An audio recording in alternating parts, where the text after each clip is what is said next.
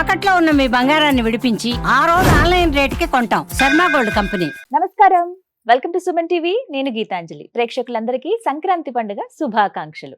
సంక్రాంతి అసలు ఆ రోజు ప్రత్యేకత ఏంటి? అందరికీ తెలుసు, పెద్ద పండగ, 4 రోజుల పండుగగా మనం జరుపుకుంటాము. భోగి, సంక్రాంతి, కనుమ, ముక్కనుమ. అయితే ఇంతకీ సంక్రాంతి రోజు ఏ దైవారాధన మనం చేయాలి? అందులోనూ పెద్దవాళ్ళని పూజించమని చెప్తారు. ఎలా, వీటికంటే ఏమైనా నియమాలు ఉన్నాయా? వీటన్నిటి గురించి తెలుసుకుందాము. మనకున్న సందేహాలను కూడా నివృత్తి చేసుకుందాం. వివరించేందుకు ప్రస్తుతం మనతో పాటు ఉన్నారు ప్రముఖ జ్యోతిష్యులు బ్రహ్మశ్రీ నందిబట్ల శ్రీహరి శర్మ గురువు గారు. వారితో మాట్లాడదాం. గురుగారు నమస్కారం అండి. వాగర్థావివ సంపృక్తౌ వాగర్థ ప్రతిపత్తయే జగతః పితరౌ వందే పార్వతీ పరమేశ్వరౌ సదాశివసమారంభాం శంకరాచార్య మధ్యమాం అస్మదాచార్య పర్యంతం వందే గురు పరంపరాం. ఆదిత్యాయ చ సోమాయ మంగళాయ బుధాయ చ గురు శుక్ర శనిభ్యశ్చ రాహవే కేతవే నమః. శృంగేరి జగద్గురు పీఠాధిపతులకి, కంచి పీఠాధిపతులకి నమస్కారములు తెలియజేసుకుంటూ కార్యక్రమాన్ని ప్రారంభిద్దాం. గురుగారు, సంక్రాంతి శుభాకాంక్షలు మీకు మన వీక్షిస్తున్నటువంటి సుమన్ టీవీ ప్రేక్షకులకు అందరికీ కూడా సంక్రాంతి పండుగ పర్వదిన శుభాకాంక్షలు. చాలా సంతోషం అండి. ఇక ఈ సంవత్సరం నుంచైనా కానీ, ఈ సంక్రాంతి నుంచైనా కానీ 2024 సంవత్సరంలో పడిన బాధలన్నీ తొలగిపోయి ఈ నూతన సంవత్సరంలో, ఆంగ్ల నూతన సంవత్సరంలో సంక్రాంతి పండుగ తర్వాత వాళ్ళ కోరికలన్నీ సిద్ధించాలని కోరుకుందాం. గురుగారు, సంక్రాంతి ఇక అందరూ జరుపుకున్నట్టుగానే పెద్ద పండగ భోగి తర్వాత వస్తుంది. ఆ రోజు కూడా చక్కగా తలకు స్నానాలు అవి చేసి ముందు రోజే రంగురంగులు ముగ్గులు వేస్తాము. ఇంకా పిండి వంటలు ఏమైనా ఉంటే తీసుకుంటాము. ఇలా అంటూ కొన్ని నియమాలు ఎప్పటి నుంచో ఆచరిస్తూనే ఉన్నాయి. ఇలాగే చేయాలా? ప్రత్యేకంగా ఏమన్నా ఉంటాయా? అసలు సంక్రాంతి విశిష్టత ఏంటండి ఆ రోజున? సంక్రాంతి అంటే సం అంటే మిక్కిలి, క్రాంతి అంటే శోభాయమానం. అంటే ఈ రోజు నుంచి అందరి జీవితాల్లో మిక్కిలి శోభాయమానంగా ఉంటుంది అని చెప్పి, ప్రకృతి కూడా చూడండి అమ్మ, మీరు సంక్రాంతి కంటే ముందు ఉన్నదానికంటే ప్రకృతి కూడా నాట్యం చేస్తున్నట్టుగా సంక్రాంతి తర్వాత ఆ పరిసర ప్రాంతాలన్నీ కూడా మనకు కనబడుతూ ఉంటుంది, శోభాయమానంగా ఉంటుంది. ఈ యొక్క కారణం ఏంటంటే, మనం చూసుకుంటే మనకు ఉన్నటువంటివి 2 ఆయనాలు, ఒకటి దక్షిణాయనం, ఉత్తరాయణం. ఈ దక్షిణాయనంలో చనిపోయినటువంటి అందరూ ఆత్మలు కూడా మకర సంక్రమణం కోసం స్వర్గద్వారం దగ్గర వేచి ఉంటాయట. మకర సంక్రమణం ప్రవేశం చేయగానే ఆ ద్వారం కూడా స్వర్గలోకానికి వెళతారు. అది మనకున్నటువంటి ఒక ప్రధానమైనటువంటి ప్రాశస్త్యము. ఇక రెండవది అయినటువంటిది ఏంటంటే, మనకు రవి ప్రధానం ఇక్కడ. అంటే రవి పితృకారకుడు, పగలు జన్మించినటువంటి వారికి. రాత్రి జన్మించినటువంటి వారికి పితృకారకుడు ఎవరు? శని భగవానుడు. కాబట్టి ఇట్టి శని భగవానుడి యొక్క రాశిలో రవి నక్షత్రం ఉత్తరాషాఢ నక్షత్రం ఉంటుంది. కాబట్టి ఈ ఉత్తరాషాఢ నక్షత్రం 2వ పాదంలోకి ఎప్పుడైతే రవి ప్రవేశం చేస్తాడో అదే మకర సంక్రమణం. కాబట్టి ఇద్దరు పితృకారకుల యొక్క సమాగమం ఈ యొక్క మకర సంక్రమణం. కాబట్టి ఈ మకర సంక్రమణం సందర్భంగా మనకు అనేకమైనటువంటి విధి విధానాలు చెప్పబడ్డాయి. ముఖ్యంగా ఈ రోజున ఎవరైతే, అనగా భోగి, సంక్రాంతి, కనుమ, ఈ 3 రోజులలో ఏ రోజు ఒక రోజు స్నానం చేయని వాడు అనారోగ్యం పాలైపోతాడు అని చెప్పి మనకు శాస్త్రం.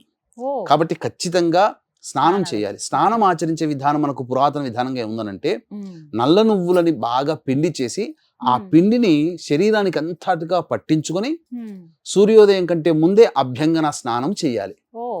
ఆ విధంగా అయితే కాలక్రమేణా నువ్వుల నూనెను దట్టించి అభ్యంగన స్నానం చేస్తున్నారు.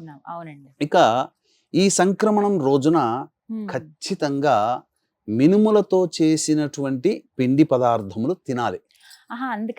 గారెలు చేస్తారు, అవునమ్మా, మినుములతో చేసినటువంటి అన్ని కూడా చేస్తారు. ఈ రోజున ఖచ్చితంగా తినాలి శాస్త్రం ప్రకారం. అంటే ఈ రోజు మినుము తిననటువంటి వాడిని యముడు ఇనుము కొరికిస్తాడు. మినప చేసినటువంటి పిండి వంటలు తినని వాడి నోటితో ఇనుముని కొరికిస్తాడట యముడు. శాస్త్రం అది. అంటే ఒక సామెతలాగా చెప్పుకుంటూ వచ్చారు. ఖచ్చితంగా మినప సంబంధించినటువంటివి పదార్థములు భుజించాలి ఈ రోజుల్లో. ఈ సంక్రాంతికి మరొక విశిష్టత చాలా ఉందమ్మా. ఈ భూమండలంలో కేవలం ఒకే ఒక్క ప్రాంతంలో పాతాళం నుంచి ఉన్నటువంటి గంగ ఆ సంక్రాంతి రోజునే బయటికి వస్తుంది. ఎక్కడండి? షిమోగా, శివమొగ్గ అంటారు దాన్ని. కర్ణాటకలో షిమోగాలో ఉంది. ఆ షిమోగాలోనే పశ్చిమ కనుమల తీరంలో ఉంటుంది. గంగాధరేశ్వర దేవాలయం అని అంటారు. ఆ పైన కొండకు వెళ్ళిన తర్వాత అది 4 దిక్కుల 4 రూపాలు, ఒకవైపు నంది పడుకున్నట్టుగా, ఒకవైపు వినాయకుడిగా, ఇలా ఈ విధమైన 4 రూపాలు, ఒక ఈశ్వరుడు ఉన్నట్టుగా లింగాకారంగా ఇలా కనిపిస్తుంటుంది. అయితే ఈ సంక్రాంతి పండుగ రోజున మాత్రమే కొండ మీద ఒక ఏకరాతి శిల ఉంటుంది. ఉమ్, ఆ శిలలో ఆ పైన పాత్రలాగా ఉంటుందమ్మా. ఉమ్, ఈ మకర సంక్రమణ పుణ్యకాలం ప్రవేశించిన తర్వాత ఉమ్. కొద్ది కాలంలో మాత్రమే ఒక 40 ఔన్సుల యొక్క నీరు బయటకు వస్తుంది. ఆ అందులోంచి. ఆ ఆ, ఆ 40 ఔన్సుల నీరుని తీసుకొని ఒక బంగారు పాత్రలో తీసుకొని ఆహా. కొంత భాగం అనగా సగమేమో మైసూరు మహారాజు వారికి ఇంటికి పంపిస్తారు. ఓ, సగమేమో మిగతా నీటిలో కలిపి ఉమ్. అక్కడికి వచ్చినటువంటి లక్షలాది భక్తులకి తీర్థంగా ఇస్తారు.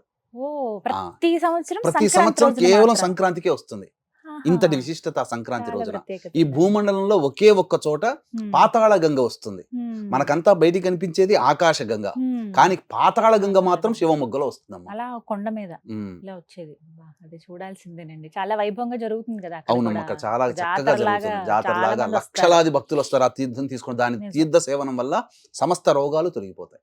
ఓ, ఇది అన్ని విశేషాలేనండి ప్రత్యేకంగా. అయితే ప్రత్యేకించి పెద్దల పండగ అని కూడా అంటారండి సంక్రాంతి. అవునమ్మా. ఈ రోజున పెద్దలకి అంటే భోజనం పెట్టడం కావచ్చు, ఫోటోలన్నీ పెట్టి ఎవరైతే గతించారో వాళ్ళందరి ఫోటోలను పెట్టి అక్కడ కొంత వాళ్ళకి ఇష్టమైనటువంటి పిండి పదార్థాలన్నీ కూడా చేసి పెడుతూ ఉంటారు కదా. అది నియమంగా చేయాలా అండి? ఇది అసలు ఎప్పటి నుంచి ఉంది ఆనవాయితీ? అదే మనం ఇంతకుముందు చెప్పుకున్నట్టుగా ఇద్దరు పితృకారకులైనటువంటి రవిశనుల యొక్క సమాగమం. అంటే తన కొడుకింటికి తండ్రి వెళ్తాడు. ఆహా. ఎంత మహద్భాగ్యం అమ్మా. అవును. అంటే ఏంటి, ఇక్కడ మీరు గమనించుకోవాల్సిన అంశం మ్మ్. ఏంటంటే జ్యోతిష శాస్త్రం ప్రకారము కొడుకింటికి తండ్రి వెళ్తున్నాడు. ఉమ్, అలాగే ఆ కొడుకులు కూడా ఉమ్, తమ తండ్రిని ఆహ్వానించాలి. శని ఉమ్. ఆహ్వానిస్తున్నాడు, రానాన్న నా ఇంటికి రానాన్న అని. ఆ విధంగా భూలోకంలో ఉన్న ప్రతి మానవుడు తమ గతించినటువంటి పితృదేవతని ఆహ్వానించాలి. ఉహుం. ఈ విధంగా చేయాలి. అప్పుడు ఏంటంటే ఈ అన్ని భోగులలో సంక్రాంతులు అన్ని భోగి పండుగలోకెల్లా ఈ యొక్క 2025 సంవత్సరం అందరం అదృష్టం చేసుకున్నామని చెప్పొచ్చు వీక్షించేటువంటి ప్రేక్షకులు కూడా. ఎందుకనండి? ఎందుకంటేనమ్మా ఆ రోజు అసలు పుష్యమాసం అంటే ఉమ్. పుష్యమి నక్షత్రము ఉంటుంది, పౌర్ణమి అవును. కదా. ఉమ్. కానీ ఈ సంక్రాంతికి 9:50 తర్వాత పుష్యమి నక్షత్రం ప్రవేశం చేస్తుంది. ఓ, అంటే రాత్రి. పితృదేవతలకి అమూల్యమైనటువంటి రోజు ఈ రోజు. ఉదయం అంటే రాత్రి ఉదయం అమ్మా. పొద్దున్నే. మకర సంక్రాంతి ఎప్పుడు పుణ్యకాలం ఉదయమే వస్తుంది. ఆహా. కొన్ని సందర్భాల్లో రాత్రి ప్రవేశం చేస్తుంది. ఉమ్. అయితే ఈసారి సంక్రమణం 8:50 మకర సంక్రమణం ప్రారంభమవుతుంది. ఉమ్. 10:19 తరువాత ఉమ్. పునరుసు నక్షత్రమే పుష్యమి ఉమ్. నక్షత్రం వస్తుంది. ఉమ్. ఈ పుష్యమి నక్షత్రము మకర సంక్రాంతి రెండూ ఉండడం ఉమ్. చాలా అద్భుతమైనటువంటిది, అలభ్య పుణ్యతిథి. కాబట్టి వీక్షిస్తున్నటువంటి సర్వ ప్రేక్షకులు కూడా మీ ఇంట్లో సమాయత్తం అవ్వండి, పితృదేవత ఆరాధన చేయండి. ఉమ్. ఆ రోజున నల్ల నువ్వుల నీళ్లు వేసుకొని ఉమ్. గణపతికి నమస్కారం చేసుకొని బ్రాహ్మణుని పిలిపించుకొని గణపతి పూజ, ఉమ్. పితృతర్పణాలు చేయండి అమ్మ. ఆ రోజు చేయాలి. ఆహా. చాలా మందికి ఊళ్ళలో బ్రాహ్మణులు దొరకరు. దొరకరండి. అటువంటప్పుడు స్వయంగానైనా కానీ గణపతికి ఒక నమస్కారం చేసుకొని, నాకు బ్రాహ్మణుడు లేని పక్షంలో నేను చేయదలుస్తున్నాను, నాకున్న శక్తి మేర నేను చేస్తున్నానని చెప్పి గతించిన వాళ్ళ పేర్లన్నీ వరుసతో సహా వాళ్ళ గోత్రము భార్య వైపు మరియు తండ్రి వైపు తన వైపు ఉన్నటువంటి తరాలు 3 తరాల వాళ్ళ పేర్లు తెరుచుకొని వరుస జలుకొని వాళ్ళ పేర్లు చెప్పి చివరన తర్పయామి అని చెప్పి నల్ల నువ్వుల నీళ్లు దోసిట్లో ఇలా వేసుకొని అనగా చేతిలో ఉమ్. ఈ యొక్క బొటన వేలు గుండా నీళ్లు వదలాలి. ఉమ్. అలా వదిలినట్టుగా దర్భలు ఉండాలి ఖచ్చితంగా. గర్భాలు. ఆ విధంగానైనా కానీ చేస్తే కనీసము హీనపక్షంలోనైనా ఆ విధంగా చేయొచ్చు. ఉమ్. ముఖ్యంగా ఉమ్. బ్రాహ్మణులకి ఉమ్. ఉదక కుంభదానము అనగా ఆ. కుంభము ఉమ్. తర్వాత అంటే కంచు పాత్ర కానీ మట్టి పాత్ర కానీ లేకపోతే ఇత్తడి పాత్ర కానీ ఉమ్. ఆ పాత్ర లేదా ఇనుప స్టీల్ పాత్రలు కూడా చేయొచ్చు ఈ రోజున. ఉమ్. ఇనుమును కూడా దానం చేయం. లోహం అంటే ఉమ్. ఇనుము కూడా వస్తుంది. ఉమ్. తర్వాత నల్ల నువ్వులు, ఉమ్. వస్త్రము, ఉమ్. కంబళి, దీపదానము, ఉమ్. గుమ్మడికాయ ఇవన్నీ కూడా దానం దానం చేయాలి. చేయొచ్చండి. ఆ, ఆహా. దానం ఆ రోజే. చేయాలి. ఆ. ఇవన్నీ చేస్తే మంచిది. ఉమ్. ఇంకా చెప్పాలంటే బ్రాహ్మణుడికి చేయవచ్చు ఉమ్. విశేషము. ఉమ్. లేదు ఇప్పుడు మనం ఎవరికైనా ఆపదలు ఉన్న వాళ్ళకు కూడా చేయొచ్చు. ఈ రోజు ఎంతో మంది రోడ్డు మీద అనాథలు ఉమ్. సరైనటువంటి కప్పుకోవడానికి అవునండి, లేక పాపం. ఉంటాయి కదా. అందులో చలికాలం. సంక్రాంతి రోజున కానీ భోగి రోజున కానీ వాళ్ళకి కప్పి వేయండి అమ్మా. వాళ్ళకి చక్కగా దానం చేయండి. ఉమ్. కంబళి దానం చేస్తే పుష్యమి నక్షత్రము సంక్రాంతి పర్వదినం కలిసి ఉంది కాబట్టి సమస్త శని బాధలు కూడా తొలగిపోతాయమ్మా. ఓ. ఇంకా ఈ శని బాధలు కూడా తొలగిపోవాలంటే కొన్ని పరిహారములు ఉన్నాయి. అలాగే ఈ రోజున కొన్ని దానాది కార్యక్రమాలు చేయడం వల్ల ఉమ్. వంశంలో వంశోద్ధారకుడు జన్మిస్తాడు. ఓ వాటి వివరాలు కూడా మనం తెలుసుకుందాం. వీక్షించేటువంటి ప్రేక్షకులు కూడా గమనించాల్సిన అంశం ఏంటంటే, ఈ యొక్క 13వ తారీఖు రోజున భోగి పండుగ సందర్భంగా ఆరుద్ర నక్షత్రము మరియు పౌర్ణమి తిథి రెండూ కలిసి వచ్చి సోమవారం వచ్చినటువంటి సందర్భంగా పీఠం ఆధ్వర్యంలో 12 రాశులకి శని ప్రభావం ఉంటుంది కాబట్టి శని దోష పరిహారార్థమే శని దోష నివారణ హోమాలు, గత జన్మ కర్మదోష నివారణ హోమాలు మరియు విద్య, వివాహ, ఉద్యోగ, దాంపత్య, సంతాన, అనారోగ్య సమస్యల నివారణకి 18 రకాల హోమాలు పర్ హెడ్ 1500 రూపాయలకి మధ్యాహ్నం 3 గంటలకి ప్రారంభమవుతుంది. 1 గంట లోపల మీ గోతనామాదులు నమోదు చేసుకోవచ్చు. ప్రధానంగానమ్మా మనం గమనించాల్సింది ఏంటనంటే, ఈ యొక్క ఈశ్వరుని ఆరాధన చెయ్యాలి ఆ రోజున. ఆ రోజు చాలా మందికి ఇదే సందేహం అండి, సంక్రాంతి రోజు ఏ దైవారాధన చేయాలి? ఈశ్వరుని ఆరాధన ఎందుకు చెయ్యాలి అని అంటే, ఆ యొక్క ఈశ్వరుడికి 10:30 తర్వాత శివాలయంలో నువ్వులు, నల్ల నువ్వులు, నీళ్లు కలిపిన నీటితో ఈశ్వరునికి అభిషేకం చేయండి. ఇక ముఖ్యంగా ఆ యొక్క మకర సంక్రమణం ప్రవేశం చేసినటువంటి 8:50 తర్వాత నారాయణునికి ఆరాధన కూడా చేయాలి. చాలా విశేషం. ఆ రోజున శనీశ్వరుని దగ్గర కూడా 10:20 తర్వాత శనీశ్వరునికి నల్ల నువ్వుల నూనెతో అభిషేకం జరిపించి, నల్ల నువ్వుల నూనెతో దీపారాధన చేసి 8 నల్ల నువ్వుల లడ్డూలు అక్కడ నైవేద్యంగా పెడితే చాలమ్మా, సమస్త శని బాధలు తొలగిపోతాయి. ఇది చాలా విశేషం. అలాగే ఇందాక మాటల్లో అన్నారు, వంశోద్ధారకుడు జన్మించాలంటే ఈ రోజు కొన్ని పరిహారాలు ఉన్నాయి అని అన్నారు గురుగారు. ఏమిటవి? వంశోద్ధారకుడు జన్మించాలి అని అంటే, మనకు ఇప్పుడు నేను చెప్పబోయేటువంటిదమ్మా అభూత కల్పన అయితే కాదు, ఇది వాస్తవంగా జరిగింది. కృపాచార్యుడు, ఆ యొక్క ద్రోణాచార్యుడు భార్య కృపాచార్యుని యొక్క చెల్లెలు కృపి. ద్రోణాచార్యుడు కృపి అత్యంత దారిద్ర్యాన్ని అనుభవిస్తున్నారు. ఉన్నప్పుడు ఇక ఆ రోజుల కాలంలో భోజనానికి సంబంధించి ఉండాలంటే కింద పడినటువంటి ఆకుకూరలు, కాయగూరలు మాత్రమే తీసుకోవాలి. ఇప్పుడు మనం కోసినట్టుగా కాదు.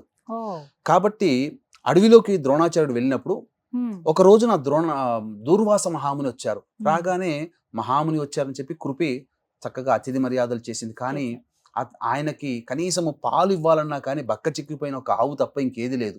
పరమ దారిద్ర్యాన్ని అనుభవిస్తుంటుంటే అంతటా దూర్వాస మహాముని బాధపడుతున్నటువంటి ఆ కురుపిని చూసి, ఎందుకమ్మా బాధపడుతున్నావు అంటే, వివాహమై ఇన్ని సంవత్సరాలు అయింది, మాకు సంతానం కలగలేదండి. పోని సంతానం కన్న తర్వాత ఎలా పెంచాలో కూడా మాకు దారిద్ర్యం అనేటువంటిది ఉంది. కాబట్టి దరిద్ర బాధలు తొలగిపోయి సంతానాన్ని, ఉత్తమమైన సంతానాన్ని, వంశోద్ధారకుని పొందాలనే ఆలోచన ఉందండి. కానీ భగవంతుడు మా దారిద్ర్యాన్ని తీర్చలేడు అని అంటే, చాలా చక్కటి సమయానికి నేను వచ్చానమ్మా. ఈరోజు మకర సంక్రమణం కాబట్టి చక్కగా లేచి మకర సంక్రాంతి విధానాన్ని ఆచరించి నీవు నాకు పెరుగు దానం చెయ్యి, బ్రాహ్మడిగా నేనున్నాను, అప్పుడు నీ అభీష్టం నెరవేరుతుంది. పూర్వము యశోదాదేవి మకర సంక్రమణముగా ఉన్నటువంటి విధి విధానాన్ని ఆచరించి శ్రీకృష్ణుణ్ణి కొడుకుగా, అంటే సంతానాన్ని కనగకపోయినా శ్రీకృష్ణుని అంతటి వానికి తల్లిగా కూడా పొందే భాగ్యాన్ని పొందింది. నీకు కూడా అటువంటి భాగ్యం కలుగుతుందనంటే చక్కగా లేచి ఆ కాలకృత్యాదులన్నీ తీర్చుకొని విష్ణువుని ఆరాధన చేసి అప్పుడు పెరుగుదానం దుర్వాస మహామునికి చేసింది. తత్ఫలితముగా ఏం జరిగింది? వంశోద్ధారకుడైనటువంటి అశ్వత్థామ సప్త చిరంజీవుల్లో ఒకడు కాబట్టి అశ్వత్థామ జననం జరిగింది. కాబట్టి వీక్షించేటువంటి ప్రేక్షకులు కూడా, మీకు కూడా వివాహం కాని అబ్బాయిలైనా అమ్మాయిలైనా మీ కుటుంబంలో భవిష్యత్తులో వివాహం జరుగుతుంది కదా, అప్పుడు వంశోద్ధారకుడైనటువంటి సంతానం కలగాలంటే సంక్రాంతి పర్వదినం అనగా పుణ్యకాలం ప్రవేశం చేసిన తరువాత ఈ యొక్క 8:50 సంక్రమణం ప్రవేశిస్తుంది కదమ్మా. ఆ 8:50 నుంచి 10:20 మధ్య కాలంలో పెరుగు దానం చేస్తే విశేషం. ఎందుకంటే పునర్వసు నక్షత్రం ఉంటుంది ఆ రోజున. పునర్వసు నక్షత్రం విష్ణు భగవానికి అనగా రాముడి నక్షత్రం, అదితి దేవి దేవతల యొక్క తల్లి.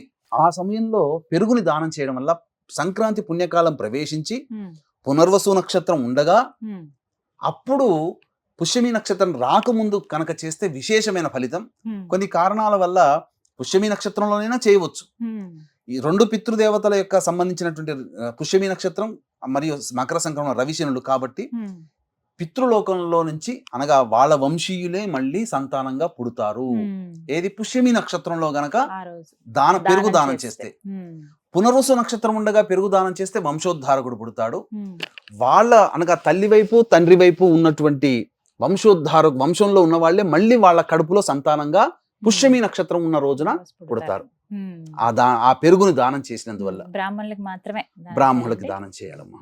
పెరుగు అది కూడా కంచు పాత్రలో కానీ ఇత్తడి పాత్రలో పెట్టి సంకల్పం చెప్పుకొని దానం చేయాలి. ఇచ్చేసేయాలి. ఈ విధంగా తనకి సంక్రాంతి అంటేనే ఇందాక చెప్పుకున్నట్లుగా అన్ని భోగభాగ్యాలతో ఉంటారు ఖచ్చితంగా ఇంట్లో. అవునమ్మా. అందులోనూ పెద్దలకి ఆ రోజు చేయొచ్చు. మరి పెద్దలకి చేసినప్పుడు ఆలయానికి వెళ్ళటం ఇలా సాయంకాలం పూట వెళ్ళొచ్చు, వెళ్ళొచ్చా? తప్పేమీ లేదమ్మా. మనం పితృదేవతని యొక్క అనుగ్రహం కలిగితేనే దేవత అనుగ్రహం కలుగుతుంది. పితృదేవతల అనుగ్రహం లేనిది దేవుడు కూడా ఏం చేయలేడమ్మా. అందుకని మకర సంక్రమణ నాడు అందరూ కూడా చక్కగా ఈ పితృ కార్యక్రమాన్ని తర్పణాలు వదలండి చాలు. ఏ విధమైన ఇంకా నదీ తీర ఇంట్లోనే ప్రాంతంలో చేసేయొచ్చండి. ఇంట్లోనే చేసుకోవచ్చమ్మా ఈ కార్యక్రమం అంతా కూడా.